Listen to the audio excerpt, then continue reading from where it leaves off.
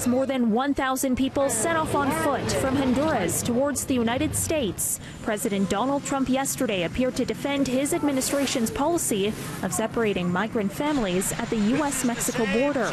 If they feel there's separation, in many cases, they don't come.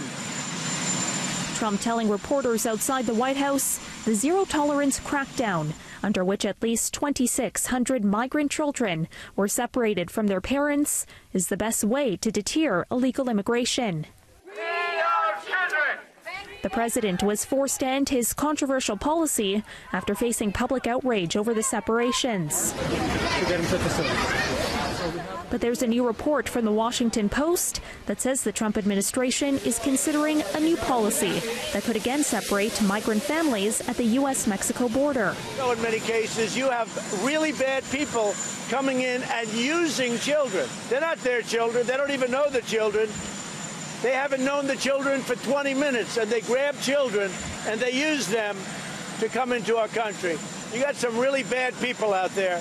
We're doing an incredible job. The Washington Post reported the new plan would make parents choose between two options: stay in a family detention center together as their immigration cases proceed, or send their children to a government shelter so that other relatives can seek custody.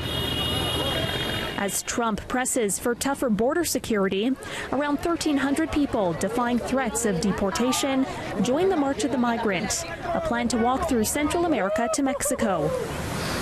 Once in Mexico, organizers say they'll request refugee status or a visa to pass through to the U.S. border. Like many in the group crossing, this man says his family is fleeing a country plagued with violence in hopes of a better life for his two children.